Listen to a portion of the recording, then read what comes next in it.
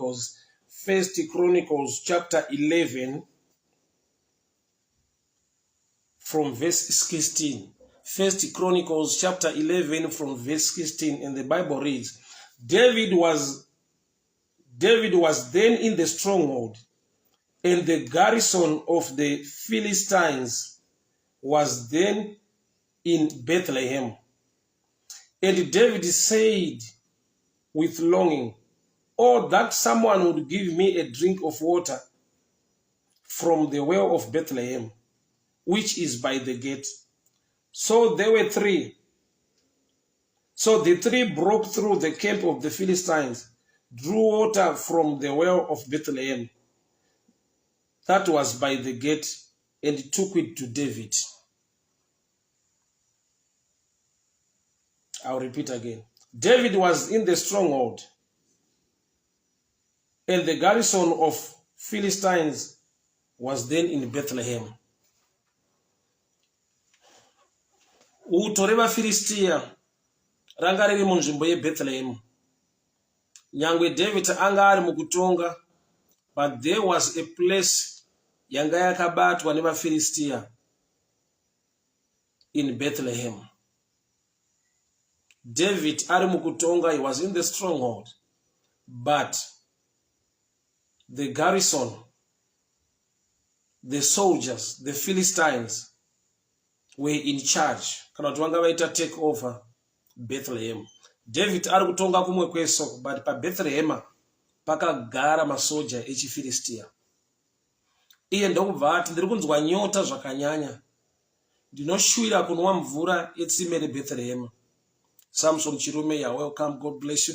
My Mugadza, how are you doing? May the good Lord bless you. Wakadiko, Cape Town, so David, nyota ya ainayo, anzi ndiri kunzwa nyota, ndinoshuwira tadaenda wana mvura yeBethlehem. In that time, the Philistine garrison yanga yakazara, yakagara, yakavhara, yakabloka tsime reBethlehem. So he sent 3 men, vakaita broke through, vakagona kundotora mvura inowanika patsime reBethlehem. Zvinorevei muupenyu hwedu nhasi? Pane nguva yekuti ukatarisa upenyu hwako, une zvizhinji zvawakawanirwa nyasha zvakaiswa muruoko rwako naMwari, asi kune chimwe chinhu chaunonzwira shungu, chaunonzwa mwoyo kubatikana. Hongu, you cannot complain, but still there is a place, there is something chaunoshuwira kuda kuachiva, chaunonzwa kuti zvimwe zvese hongu zvinangodara zvavapo, but this thing. So vaFilistia vakabva vaenda kundogara paBethlehem. Bethlehem means house of bread, which means David nyangwe ari in charge, but bread was missing. Chingwa ndiani? Jesus are not, I'm the bread of life. So vaFilistia vakagara patsime repaBethlehem. David asiwa achitonga kumwe kweso, is in the stronghold, but there came a day yaanoti moyo wangu unoshuwira kunwa mvura yeBethlehem, which means mvura yeBethlehem imvura ine difference nedzimwe mvura dzese. Nokuti dai iri nyota iri ordinary aingoti ndipeiwo mvura ndinwe, but anoti ndiri kunzwa nyota, but nyota yangu ine choice, ndiri kushuwira kunwa mvura yetsime reBethlehem. So the Philistines vagara vakangorinda ipapo, vakaga kureva kuti vaitoziva kuti zvimwe zvese murege ainazvo, matsime ese ngaatore, zvimwe zvese ngaaite, but pano takadzika midzi, pano haafanirwi kuwana mvura ipano. Thank God he had 3 men who were mighty men. They went and broke through the Philistine garrison and brought and fetched the water and brought it to David. May God give you the 3 mighty men, the 3 angels.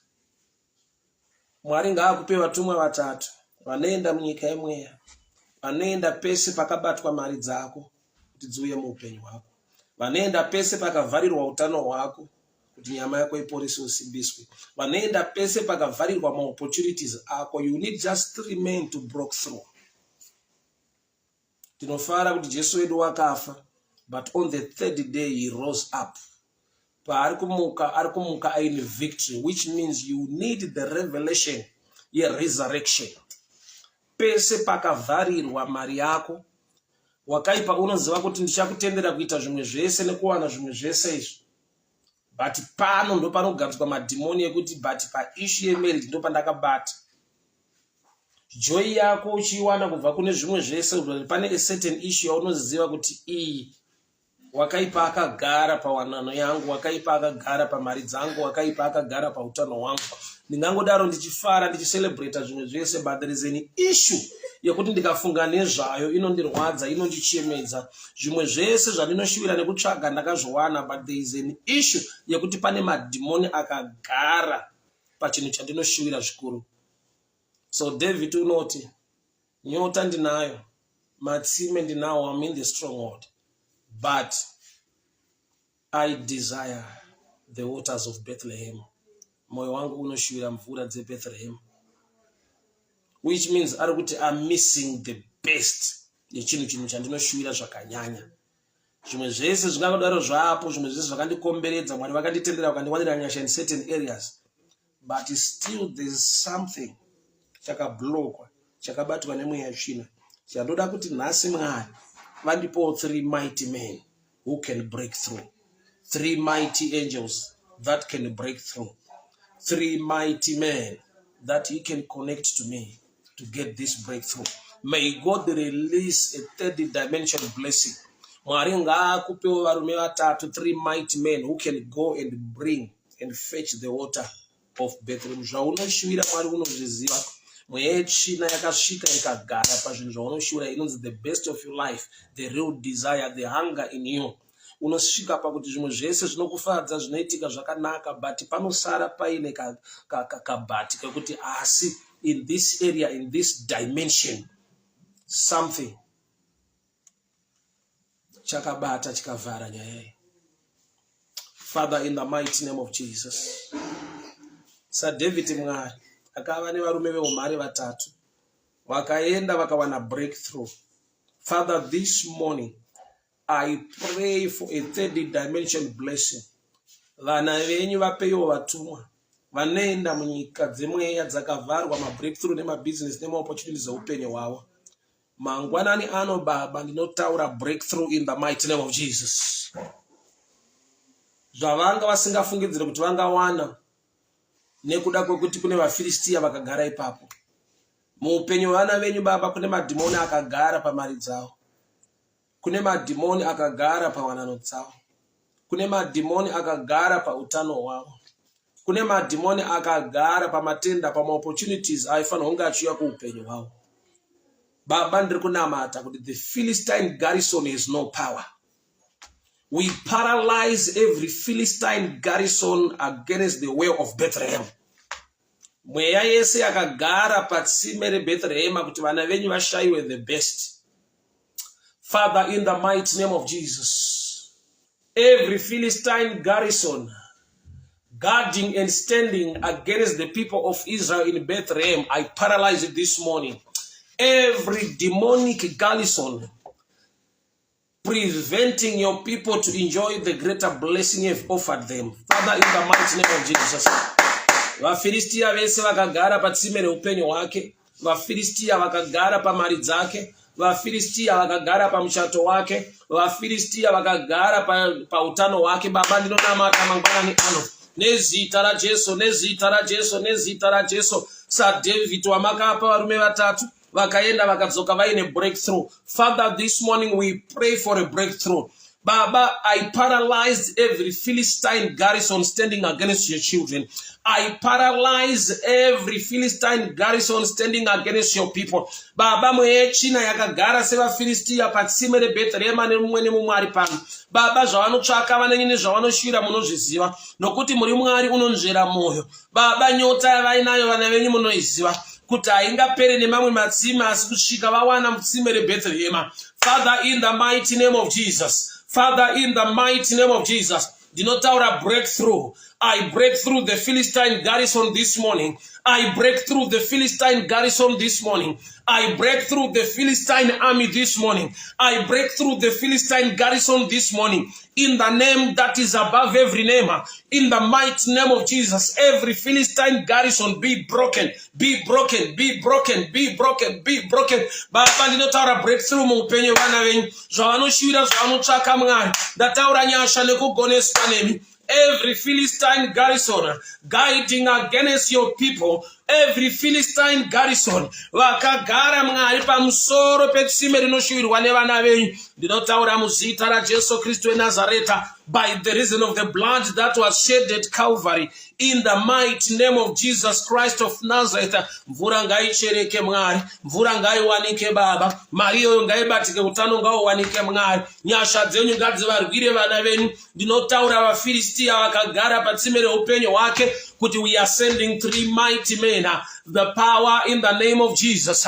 We are sending the 3 mighty men, the Father, the Son, and the Holy Spirit, in the name that is above every name, in the mighty name of Jesus Christ of Nazareth. Every Philistine garrison standing against your people, be broken, be broken, be broken, be broken, be broken, in the mighty name of Jesus, in the mighty name of Jesus, in the mighty name of Jesus, in the mighty name of Jesus. Every Philistine demons, every Philistine garrison guiding the wells of Bethlehem, we speak breakthrough this morning. Baba tinotaura simba rekukunda, Baba tinotaura breakthrough, success and favor. Baba pakagarwa pese nemweya yechina, pakarindirwa pese nemweya yechina, kuti vana venyu varegere kuchibata, varegere kuchiwana chavanoshuwira. Baba mangwanani ano ndinotaura breakthrough. Samwari wakarangarira muranda wake David, akamupa varume 3 vakaenda vakadzoka nemvura dzeBethlehem. Baba, we receive the waters of Bethlehem. We receive the grace and the favor this morning. Ndinotaura breakthrough, breakthrough pamari yake, breakthrough pabasa rake, breakthrough pamba yake, breakthrough pa project yake. Nezita ra Jesu, nezita ra Jesu, nezita ra Jesu. VaFilistia vakagara pamatsime, ndinovarayira iko zvino. Ndinotaura moto waMweya Mutsvene, simba redenga kubata kwenyu kunoshamisa. Every Philistine garrison, every Philistine army, we break through this morning by the power of the Holy Ghost. We break through this morning by the power of the Holy Ghost. Zvatinoshuwira Baba, zvatinochema nekutsvaka, zvakagarwa nemweya yevaFilistia, tinorayira simba redenga by power, by fire, in the name of Jesus. In the mighty name of Jesus, in the mighty name of Jesus, ndinoraira vaFilistia ngavaregedze tsime rangu, ndinoraira vaFilistia ngavabve patsime rangu, ndinoraira vaFilistia ngavabve pamari dzangu, ndinoraira vaFilistia ngavabve pabasa rangu, ndinoraira vaFilistia ngavabve pawanano yangu, ndinoraira vaFilistia ngavabve patsime reBhethlehema randinoshuwira. Baba, every desire zvinoshuwirwa nevana venyu mangwanani ano, zvakagarwa nemweya yechina, ndinotaura simba rechikuriri, ndinotaura simba rechikuriri, the power to overcome in the name of Jesus, the power to overcome in the mighty name of Jesus. Every plan of the enemy must be put to shame, every negative voice be silenced in the name of Jesus. Breakthrough this morning, breakthrough this morning, breakthrough this morning, breakthrough this morning, breakthrough this morning, breakthrough this morning. Paza gona kupinda. Mwari ngavakupe simba, Mwari ngavakupe nyasha, Mwari ngavakupe favor. Mangwanani ano tinotaura simba rechikuriri, tinotaura nyasha dzedenga. Mwari ngavakupfekedze nyasha, Mwari ngavakupfekedze simba rekudenga. Breakthrough this morning in the name of Jesus, in the name of Jesus. Aungarambe uine nyota tsime muBhethlehema riripo, nekuda kwevaFilistia varipo, tinovarayira iko zvino mangwanani ano. Every Philistine garrison standing against your people, Pakatabo shatabaya, mantelebo shalabazugedaya, mentete baradia sakoba jayage, mante baradia takoba sumendiaka, riba jade mante balando, mariga data kadalabo jaligadaya, manto baradia sakoba jayande, riba bajaya toleketelebo shikerianda, maugada baranda maigadaya sokoba janteke, menta baradia sakoba jaye, maugadaya baligadaya sakata,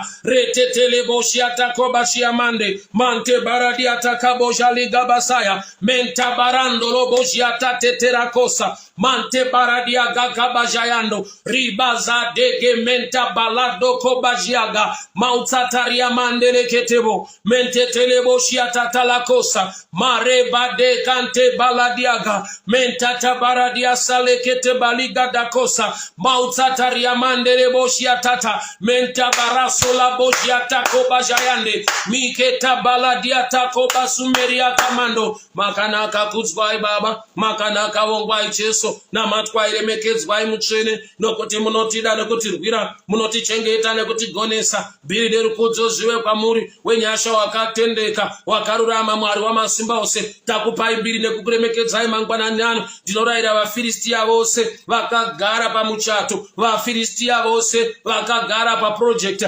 vaFiristia vose vakagara pamari dzake vaFiristia vose vakagara pautano hwake tinorayira simba redenga nyasha dzenyu Mwari kuvumbamira vana venyu vagonesei baba vapei simba vawanirei nyasha baba ndinonamata makarangarira David washiwa mvura yeBhethlehema baba nyangwe paiva nevaFiristia vakagarapo asi makamuwanira nyasha. You gave him 3 mighty men who went and fetched the water from the wells of Bethlehem. Baba mangwanani ano mvura dzeBhethlehema baba mangwanani ano mvura yeBhethlehema baba mangwanani ano nezita ra Jesu nezita ra Jesu hakuna uchagara hakuna uchadzivisa vana venyu kunwa mvura iyi Mwari hakuna uchadzivisa zvinoshuvirwa nevana venyu baba ndiri kunamata mangwanani ano. Every plan of the enemy be put to shame. Every negative voice be silenced. Reketebo shatabaya dagosa. Mante tela bojia da kila bazugedaya. Mente baradiata. Mante barado la bojia da kila bazande. Riba baza dege manta barado kabashia mande. Ribaza de menta baladiaga. Mount tarabo shabaliga dayasa. Reboja dege maluga diata kobasaliga daya. Menta talaboja la bazu mande mente baradia sako bajaya gadaya mante barando le bujiata kilabasata. Father, in the mighty name of Jesus, zvinoshuvirwa nevana venyu Mwari zvavanochemera nekutsvaka baba nyangwe vaFiristia vakagara ipapo ndinotaura simba rechikuriri ndinotaura the anointing to overcome ndinotaura breakthrough baba grant them the mercy and the grace to operate like 3 mighty men vapei nyasha baba dzevarume vatatu veumhare to go and break through the Philistine garrison baba vana venyu ngavabate zvinoendeka vana venyu zvavanoshuvira ngazvibatike zvavanochema nekutsvaka baba vapei simba vagone kuzvibata zviendeke nezita ra Jesu nezita ra Jesu nezita ra Jesu. We break through every Philistine garrison against our lives by the power of the Holy Ghost in the mighty name of Jesus. Amen and amen. Father, in the mighty name of Jesus, we thank you this morning. We give you praise, we give you honor. Majita nekutaura kuupenyu hwedu Mwari.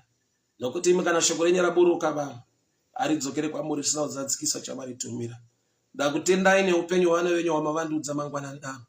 Ndakutendai baba nokuti matipa simba matiwanira nyasha dzekunwa mvura yeBhethlehema zvinoshuvirwa nevana venyu zvavanochema nekudemba baba zvavanotarisira pakagarwa nemweya yetsvina ipapo ngavanwe mvura Mwari ngavawanirwe favor. Imi munogadzika tafura pamberi pavadzivisi baba ndinotaura tafura ndinotaura mvura dzeBhethlehema ndinotaura blessing ndinotaura favor in the name that is above every name in the mighty name of Jesus. Amen and amen. Hama dzangu Mwari werugare vakuitire nyasha Mwari werugare vakuchengetei vakugonesei Ishe ngavakudzwe nekusingaperi nokuti vakurwirai blessing nefavor itevere upenyu hwenyu in the name that is above every name in the mighty name of Jesus. Let me decree and declare a blessing over your life. I just love to put on the prayer shower. It was a tradition, a custom in Israel. When a priest is about to bless the people of the congregation, why make a prayer shower to speak blessing over the people of Israel? Mwari waIsraeri mchene wakatendeka. Ndiri kunamata mangwanani ano nekutaura nyasha pamusoro peupenyu hwevana venyu. Nokuti muri Mwari asinganyadzise mchene wakarurama wamasimba ose. ndiri kutaura ropafadzo, ndiri kutaura blessing muupenyu hwavo. Vanorwara ngavaporeswe. Shoko renyu rinoti nemavanga aKristu Jesu takaporeswa. Baba, every plan, every project, every business ravari kuda kuita zvavari kuronga Baba, ngazviendeke, masuo ngaazaruke. Mweya wokumukirwa nekurwiswa pamabasa, spirit of rejection, I rebuke it. Ndataura favor pamusoro peupenyu hwavo. I decree and I declare favor, blessing, hand of protection upon their lives, upon their families, financial breakthrough, utano kudzorerwa panzvimbo. Mukati mewanano dzavo Baba, I speak peace, I speak love, and I speak favor. In the mighty name of Jesus. Receive your blessing. Receive the favor of the Lord. May the good Lord protect you. May the good Lord favor you. Muzora nhasi sanganawo nechinokushamisa. Chaunogona kupupura nekunongedzera kuti this is the grace of God. This is the hand of God. Mwari ngavaite zvinhu muupenyu hwako. Zvisingagonekwe nekungwara nekuchenjera nekuzivana nevanhu. Zvinongogonekwa nenyasha bedzi. Ngapaitike chinhu muupenyu chaunogona kupupura kuti this is only the grace of God. I decree and I declare blessing over your life. In the mighty name of Jesus. In the mighty name of Jesus. In the mighty name of Jesus. Receive healing. Utano ngaudzorerwe panzvimbo. In the mighty name of Jesus. Financial doors to be open. In the mighty name of Jesus. May the good Lord protect you. May the good Lord bless you. May the God of Israel, who neither sleeps nor slumber, bless you. Take care and take charge of your life. Ndinorayira simba rekudenga riwe pamusoro peupenyu hwako. Ugone kunwa mvura yeBhethlehema. Nyangwe vaFilistia vanga varipo vakagara ipapo. Mwari vakawanira David nyasha. The same with you, for he is the same yesterday, today, and forever. May the God of Israel grant